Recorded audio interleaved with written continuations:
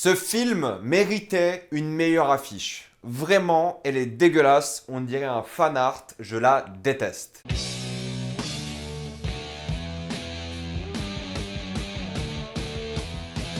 The Witcher Nightmare of the Wolf. Comme d'habitude, jusqu'à la minute indiquée dans le titre de la vidéo, il n'y aura pas de spoiler, jusque là vous êtes tranquille, après on va tout spoiler. The Witcher Nightmare of the Wolf se passe des décennies avant les événements de la série The Witcher aussi sur Netflix. On va suivre les aventures de Vesemir, le mentor de Geralt, durant l'apogée des sorceleurs lorsqu'ils étaient tous au sommet. C'est là que va s'entremêler des histoires de sorcellerie, de politique, de conspiration, de racisme et plein de créatures. Ce film est un film d'animation sorti hier sur Netflix. C'est un film d'animation coréenne, si je dis pas de bêtises, fait par le studio Mir. Je suis pas fan d'animé en général, mais j'ai bien aimé un animé similaire, enfin visuellement similaire, c'est Castlevania. Et non, j'ai pas encore vu la 4e saison, mais j'ai vraiment kiffé les 3 premières. Et là, c'est forcément The Witcher, donc j'allais regarder, c'est évident. Mais c'est la première œuvre qu'on a sur Netflix après la série. La saison 2 d'ailleurs sort très bientôt, le 17 décembre, si je dis pas de bêtises. Et de toute façon, vous savez que tout ce qui sera de Witcher, on en parlera sur la chaîne. Mais je vais pas vous mentir, si vous me suivez sur les réseaux sociaux, j'avais pas très hâte de voir ce film, car la bande-annonce m'a pas vraiment plu. L'affiche, oh, s'il vous plaît, c'est quoi ce truc quoi? Là on voit pas très bien, zoomer, télécharger là, elle est horrible. Je suis pas fan d'animation asiatique, coréenne, japonaise en général, je suis pas très animé comme personne. Donc j'avais mes réticences, je m'attendais à pas trop aimer le film parce que je voyais vraiment plus une opportunité pour ramener le marché asiatique sur la licence de Witcher qu'une opportunité honnête d'étendre dans cet univers. Et dès la première scène, mes doutes ont été complètement balayés parce que c'est The Witcher en fait. Ils font pas ça clairement que pour attirer une audience asiatique, peut-être un peu, mais même si vous aimez pas les trucs asiatiques ou de ce style d'animation là, aucun problème. Dès le début, on te montre vraiment cet univers de The Witcher. La première scène d'introduction est ultra gore, méga stylisé, et c'est un peu tout le film. C'est un film d'animation pour adultes, évidemment, c'est The Witcher. Vous allez avoir du racisme, vous allez avoir de la méga violence, il n'y a pas de sexe pour le coup dans le film. C'est 1h20, ils n'avaient pas le temps de mettre des femmes à poil. On voit Vesemir à poil pour le coup. Il y a les potions, il y a les créatures, il y a encore une fois cette moralité un peu ambiguë, c'est pas très manichéen. Les sorceleurs sont aussi des bâtards dans ce film, comme les sorcières, comme les rois, enfin bref. C'est un film qui va raconter une histoire assez précise, sur une échelle assez grandiose, mine de rien, mais ça commence d'une enquête simple qui va devenir quelque chose de grand, mais c'est vrai que c'est au fait une série qui m'a beaucoup fait penser au premier jeu vidéo, Witcher 1, parce que c'était une histoire simple, une sorte d'enquête, de conspiration, des sorcières, de la sorcellerie, des mutations, des choses comme ça. Je vais pas trop en révéler, et c'est un peu ce que j'ai vécu avec Witcher 1 aussi, une histoire qui commence simplement, mais qui finit en apothéose, et c'est ça aussi ce film, et oui, j'ai passé un super moment devant. Dès le début, ils ont compris l'essence de The Witcher, ça y a aucun problème, c'est Lauren S. Estrich qui s'occupe donc de ce film-là, enfin elle a produit le film, et elle a très bien compris l'univers de The Witcher. On peut dire ce qu'on veut sur ce qu'elle a fait avec la série, elle a très bien compris l'univers, et là il est très bien représenté, l'ambiance, les visuels, il y a de très beaux plans dans ce film, des plans incroyables. La mise en scène est super efficace, l'action est super badass, vraiment stylisée à fond, mais tout en étant plus ou moins réaliste, on dirait vraiment des sorceleurs, surtout quand ils prennent des potions, ils sont super rapides et des choses comme ça, chose que tu pourrais pas forcément montrer dans un film ou dans une série live action. Mais là, ils l'ont fait, ils sont rapides, ils sont puissants, il y a quelques extravagances, un peu, voilà, c'est un film d'animation quand même. Ils se sont permis quelque chose un peu moins réaliste, surtout, voilà, avec des combats aériens par exemple. Mais sinon, tout se tient et ça reste ancré dans ce réalisme brut qui est de Witcher. L'action est giga cool, effrénée, ça bouge de partout, c'est vraiment bien foutu, c'est un plaisir pour les yeux. Mais en même temps, il n'y a pas que de l'action, d'ailleurs, il n'y a pas tant d'action que ça, au final. Il y a des moments vraiment contemplatifs,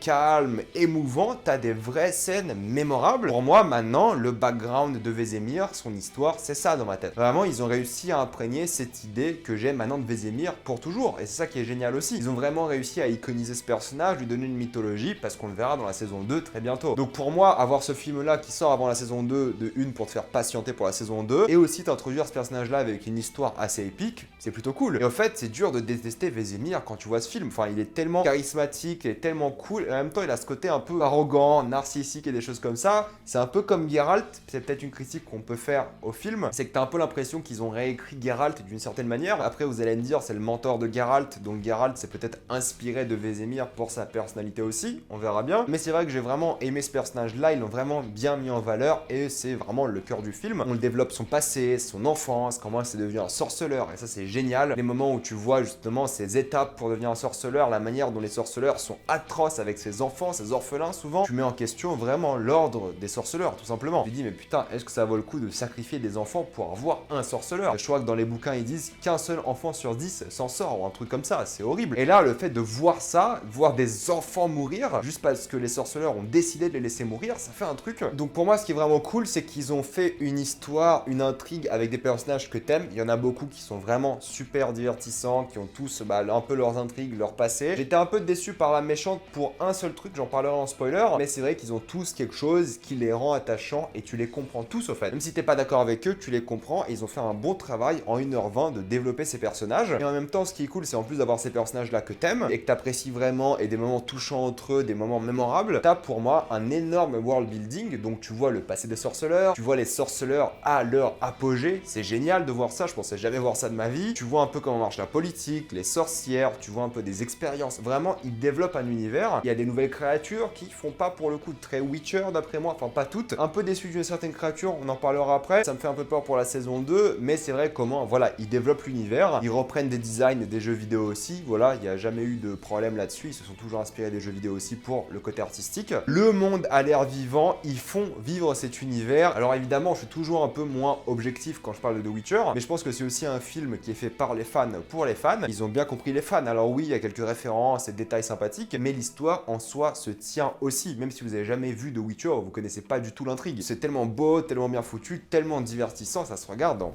1h20 évidemment, mais le temps passe super vite, t'as pas le temps de t'ennuyer quoi. Et ce qui est cool, c'est que je pensais vraiment que ça allait être un film d'action avant tout, mais il y a beaucoup de tendresse aussi, beaucoup d'humanité. En même temps, il y a beaucoup de racisme, il y a beaucoup de malhonnêteté, vraiment, c'est un monde qui reste cruel, le monde de The Witcher. Mais du coup, les moments de tendresse sont bien plus touchants parce qu'ils sont noyés par cette cruauté. Niveau de la mise en scène, je regrette un peu les transitions qu'ils ont eues, elles sont toutes quasiment médiocres. Tu vois qu'ils ont essayé de faire des transitions, mais c'est juste un brouillard ou du sable et des choses comme ça. Il y a une transition qui est géniale. À un moment, tu as un montage de Vesemir qui tue plein de monstres. Tu vois des pièces tomber à l'écran et ces pièces sont figées et deviennent des médaillons de loups, mais pas n'importe lesquels. Ce sont des médaillons de sorceleurs décédés. Du coup, tu as ce parallèle entre l'argent qui a été gagné et les médaillons des gens décédés. Mis à part ça, il n'y a pas trop d'idées incroyables de ce point de vue-là. Ça fait très bien le taf, mais les transitions m'ont un peu déçu alors que c'est de l'animation. Tu peux faire littéralement toutes les transitions que tu veux. C'est un peu d'originalité. Là, il n'y en a pas eu beaucoup et ça m'a un peu déçu, mais encore une fois, là, je chipote.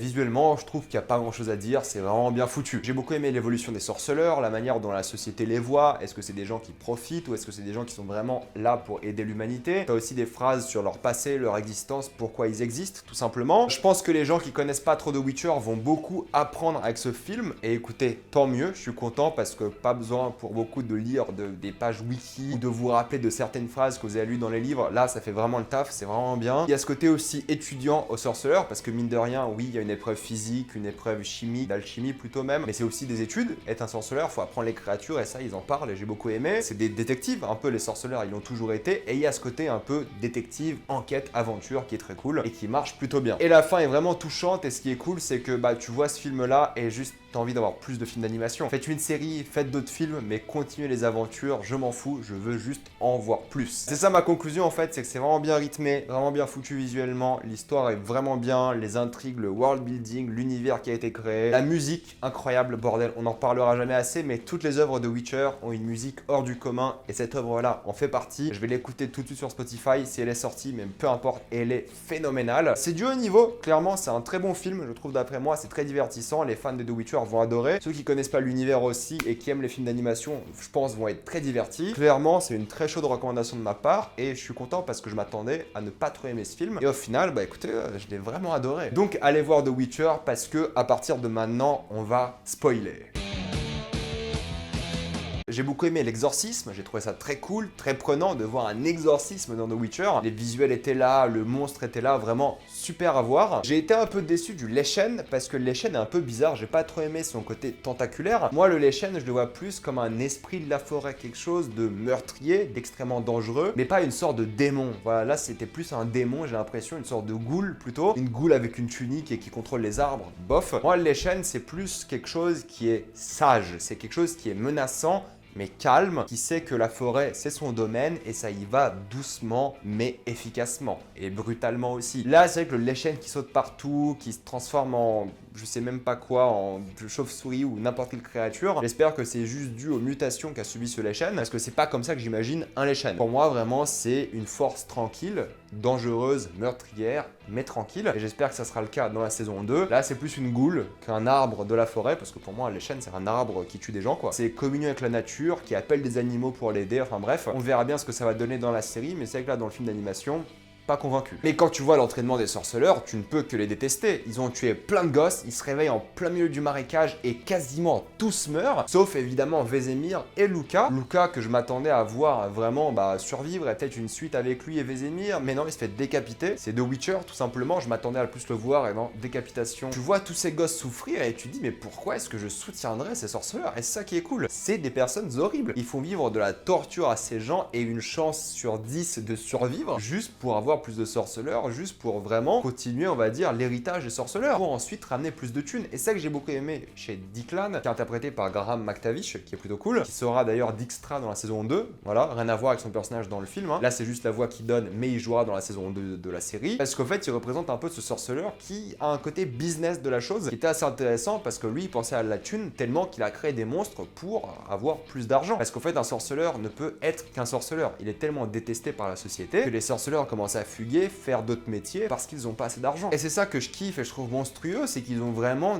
diabolisé les sorceleurs comme il faut, parce que lorsque tu y penses, c'est un peu des connards aussi. Et j'espère que dans la saison 2, on va parler du passé sombre des sorceleurs. Mais le montage de Vesemir qui tue plein de monstres, j'aurais aimé qu'il dure un peu plus longtemps. Ce plan, quand il tue le loup-garou, on dirait qu'il sort tout droit de Bloodborne, c'était magnifique. Et tout le combat final, où t'as une sorte de presque ordre 66 contre Kaer Morhen et les sorceleurs, est cool. Ça explique pourquoi les sorceleurs sont tous morts à Kaer Morhen et pourquoi il reste plus que Vesemir et quelques sorceleurs. T'as l'explication de la saison 2, tu l'as en film. Ils vont sûrement faire une backstory dans la saison 2, mais là tu l'as visuellement. C'était juste le bordel. Ils se sont fait trahir, on a manipulé l'ordre public pour les attaquer. Le combat était cool, c'est là que j'ai pas trouvé les créatures les plus similaires à l'univers de Witcher, mais bon, peu importe. Ils ont aussi bien utilisé Phila Van Drell, qui reviendra aussi dans la saison 2. Un peu déçu de la méchante, j'aurais aimé un peu plus comprendre ses motivations, pourquoi est-ce qu'elle déteste réellement les sorceleurs. Après, c'est Lara Pulver qui donne sa voix à ce personnage, et j'aimerais la voir aussi dans la série en tant que telle, en tant qu'actrice, parce que c'est une excellente actrice. Et si on parle d'acteur, évidemment, c'est Theo James qui joue Vesemir. Je trouve qu'il a fait un très bon travail. De toute façon, il jouait aussi dans Castlevania. Il faisait un très bon travail dans Castlevania aussi. Donc bon, rien à dire là-dessus de ce point de vue-là. Mais ce qui est fort, c'est l'alchimie entre Vesemir et tous les personnages. Son mentor, Declan, qui l'a trahi. Tetra, où au début, ils vont à l'aventure ensemble, et celle de la Némésis, qu'il doit tuer. Et évidemment, Eliana et la relation amoureuse entre les deux. Le fait de confronter les âges. Ils ont le même âge, mais forcément, elle a l'air beaucoup plus âgée, car c'est un sorceleur, ce Vesemir. Et au fait, c'est là que va être le cœur émotionnel du film, ces moments de vision à la fin. Il imagine un peu la vie qu'il aurait pu avoir avec elle, mais il a renoncé à cette vie. Les visions étaient d'ailleurs géniales, cauchemardesques, c'était super. C'est cette relation amoureuse à travers les âges qui a été belle. Ils se sont un peu oubliés et là ils se retrouvent en fin de vie, en tout cas elle en fin de vie. Le plan final où ils sont à côté du lac est magnifique. Ils ont vraiment bien développé cette relation, elle était touchante et elle fonctionnait du tonnerre. Pour moi, ils ont vraiment bien réussi les personnages, même Vesemir, tu le comprends, tu sais qui il est, tu comprends ses motivations, le flashback ou du moins les visions à la fin fonctionnent. T'en as eu assez pour comprendre ce personnage et avoir donc de l'émotion quand tu vois ce cauchemar. Tu vois cette vie qu'il aurait aimé avoir mais qu'il n'aura donc jamais. Il a été trahi par l'ordre des sorceleurs et maintenant c'est à lui de reformer l'école du loup. Et c'est pour ça qu'on voit à la fin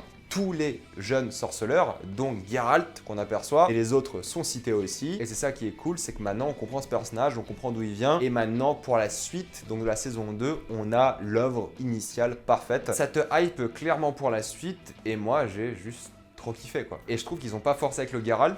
Voilà, ils n'ont pas été trop relous avec. Un petit easter egg plus qu'autre chose, mais l'easter egg a du sens. Maintenant, c'est au tour de Papa Vézémir de devenir le mentor de ces jeunes sorceleurs. Enfin bref, je vais m'arrêter là. Mettez-moi dans les commentaires ce que vous avez pensé de ce film. L'avez-vous adoré ou détesté? Tout ça dans les commentaires. Comme d'habitude, pensez à vous abonner à la chaîne pour plus de vidéos. Mettez un j'aime et partagez cette vidéo, ça aide beaucoup la chaîne. Si vous voulez soutenir la chaîne, pensez à la rejoindre sur YouTube. Suivez-moi sur tous mes réseaux sociaux et moi je vous dis à la prochaine fois. Salut à tous!